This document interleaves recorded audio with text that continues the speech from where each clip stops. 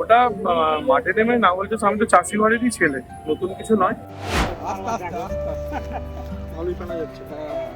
তৃণমূলের প্রার্থী এসেছিল, এসে রান্না করলো, খাওয়া দাওয়া করলো। नमो त्र्यंबकेश्वर लिंगाय शिवाय नमो, नमो गृणेश्वर लिंगाय शिवाय नमो, नमो केदारनाथ लिंगाय शिवाय।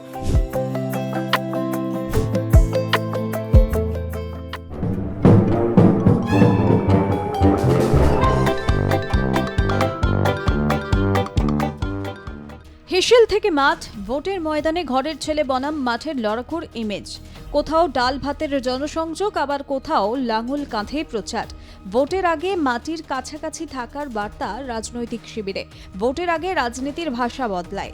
মঞ্চের বক্তৃতা নেমে আসে ঘরের উঠোনে, কখনো আবার মাঠের আলপথে। ঠিক তেমনই ছবি ধরা পড়ে গেল হুগলির দুই কেন্দ্রে, গোঘাট এবং পরশুরায়। একদিকে তৃণমূল প্রার্থী ডাক্তার নির্মল মাঝির হেসেল রাজনীতি, অন্যদিকে বিজেপির বিমান ঘোষের মাঠে নেমে চাষের বার্তা। যা কার্যত বলা যায় হেসেলে বসে ঘরের ছেলে ইমেজ বজায় রাখার পালা। বাড়ি বাড়ি জনসংযোগ করতে গিয়ে সরাসরি ঢুকে পড়েন গৃহস্থের রান্নাঘরে। গোঘাটের তৃণমূল প্রার্থী ডাক্তার নির্মল মাঝির এই প্রচার কৌশল এখন আলোচনার কেন্দ্রবিন্দুতে।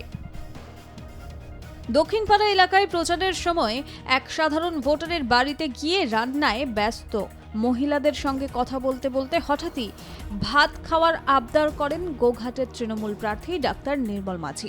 এখানেই শেষ নয়, মাটির রান্নাঘরেই পিঁড়ি পেতে বসে যান তিনি। সামনে পরিবেশন করা হয় ভাত, ডাল আর মাছ ভাজা। এই ঘরোয়া মুহূর্তই এখন প্রচারের সবচেয়ে বড় হাতিয়ার। প্রার্থী বলেন, এখানে এসে যেন নতুন একটা ঘর পেলাম। মানুষের জন্য কাজ করতে পারলে নিজেকে ধন্য মনে করব। আমি এখানে গ্রামে বাড়িতে বাড়িতে যাচ্ছি, তা একটা বাড়িতে রান্না হচ্ছিল, আমি রান্নাতে হাত লাগালাম। বৌমাদের সঙ্গে, মায়েদের সঙ্গে, বোনেদের সঙ্গে আমি তৃপ্তি করে, ওরা খেতে অনুরোধ করলো। আমি ডাল, ভাত, মাছের ঝোল, সবজি একবার তৃপ্তি করে খেলাম। 3 দিন বাদে ঘুরতে ঘুরতে মনে হলো হ্যাঁ, নিজের নতুন ঠিকানা, নতুন ঘরটা, এটাতেই শেষ জীবনে, শেষ মৃত্যুর দিন অবধি কাটিয়ে দেবো। আর এখানে উন্নয়নের কাজে আমি সমর্পণ করব নিজেকে। একটা বড় মেডিকেল কলেজ, সেটা প্রাইভেটই হোক আর সরকারি হোক, একটা বড় সরকারি মাল্টি সুপার স্পেশালিটি হাসপাতাল, প্রতিটা পঞ্চায়েতে একটা করে অ্যাম্বুলেন্স, আর পুরো বিধানসভা ক্ষেত্রের জন্য একটা 60 লক্ষ টাকার একটা বড় মানুষকে বাঁচানোর জন্য যে ভেন্টিলেটর অ্যাম্বুলেন্স, সেই অ্যাম্বুলেন্সের ব্যবস্থা করব। একটা অডিটোরিয়াম করব, যেখানে চিত্ত বিনোদনের জন্য নাটক, যাত্রা, থিয়েটার হবে। গরিব মানুষেরা একসঙ্গে বসে 1000-1500 মানুষ একসঙ্গে বসে উপভোগ করতে পারবে।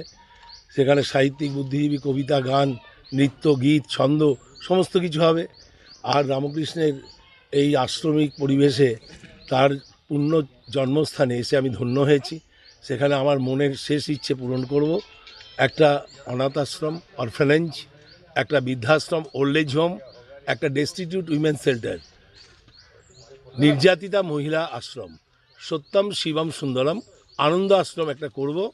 এবং এটাই হবে আগামী দিনে বাংলার মুখ, এটাই হবে আগামী দিনে মনুষ্যত্বের অঙ্গীকার, মানবিক মুখের একটা প্রচেষ্টার একটা ছাপ। এখানকার মানুষের সঙ্গে মিলেমিশে, যেমন 30 বছর ধরে করছি বিনা পয়সায় চিকিৎসা। আমি যেখান থেকে ছেড়ে এসেছি উত্তর উলবেড়িয়া, সেখানে এতটা উন্নয়ন হয়েছে মমতা বন্দ্যোপাধ্যায়ের হাত ধরে, অভিষেক বন্দ্যোপাধ্যায়ের নেতৃত্বে। মানুষ আজকে কাঁদছে ওখানে ছেড়ে দিয়ে এসেছি বলে। মানুষ, সাধারণ মানুষ, মেয়েরা, বউয়েরা, ছেলেরা, মেয়েরা, যুবক, ছাত্র, সকলেরা। কেন হেসেল রাজনীতি? বাংলার গ্রামাঞ্চলে রান্নাঘর মানেই আবেগ, আস্থা আর আত্মীয়তার জায়গা। সেই জায়গায় ঢুকে পড়া মানে ভোটারের সঙ্গে সরাসরি সম্পর্ক তৈরি করা।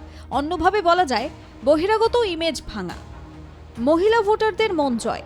ডাক্তার মাঝির প্রচারে এই কৌশল স্পষ্ট। তিনি শুধু নেতা নন, ঘরের ছেলে।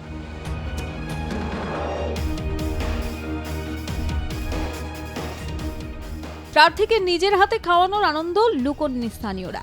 অনেকেই বলেন নেতারা সাধারণত দূরে থাকেন, কিন্তু উনি আমাদের সঙ্গে বসে খাচ্ছেন, এটাই আলাদা।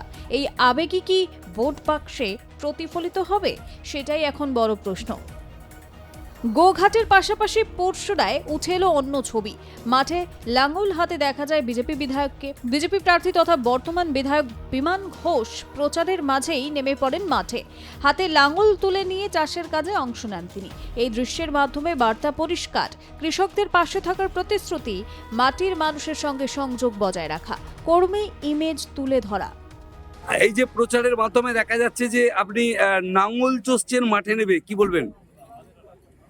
দেখুন, ওটা মাঠে নেমে নাঙল চষ, আমি তো চাষি বাড়িরই ছেলে, নতুন কিছু নয়। কিন্তু কালকেই গিয়েছিলাম এক জায়গায়, সেখানে গিয়ে দেখলাম একজন চাষি ভাই নাঙল নিয়ে কাজ করছে। আমি বললাম দেখি একবার আপনার কতটা কষ্ট হচ্ছে, কি অনুভূত হবে, এটা তো দরকার আমাদের অনুভূত। দেখলাম যে কত কঠিন কাজ কৃষকদের করে ফসল ফলায়, আর আলুর দাম 100 টাকার নিচে হয়।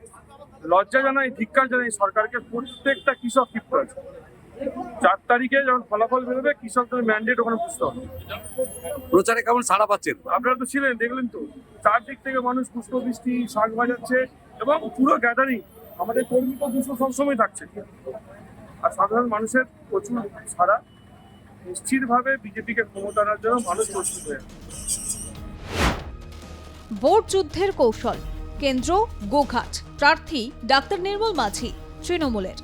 কৌশল, হেসেলে ঢুকে ভাত খাওয়া, বার্তা আমি ঘরের ছেলে। ভোট যুদ্ধের কৌশল, কেন্দ্র পরশুরা, প্রার্থী বিমান ঘোষ বিজেপির তরফে। কৌশল, মাঠে লাঙল হাতে, বার্তা আমি মাটির মানুষ। এবারের লড়াই শুধু ইস্যুর নয়, ইমেজেরও। সাধারণ মানুষের জীবনে ঢুকে পড়া প্রতীকী কাজের মাধ্যমে বার্তা দেওয়া, সোশ্যাল মিডিয়ায় ভাইরাল হওয়া মুহূর্ত তৈরি করা, এই 3টি বিষয়ই এখন প্রচারের মূল অস্ত্র। এই ধরনের ছবি এবং ভিডিও দ্রুত ছড়িয়ে পড়ছে সোশ্যাল মিডিয়ায়। হেসেলে বসে খাওয়া, মাঠে লাঙল চালানো, গ্রামবাসীর সঙ্গে সরাসরি মেলামেশা, এগুলোই এখন ভাইরাল কন্টেন্ট, যা ভোটারদের মনস্তত্ত্বে প্রভাব ফেলছে। ভোটের লড়াই যতই তীব্র হোক, শেষ পর্যন্ত জিতবে সেই প্রার্থী যিনি নিজেকে সবচেয়ে বেশি আপনজন হিসেবে তুলে ধরতে পারবেন।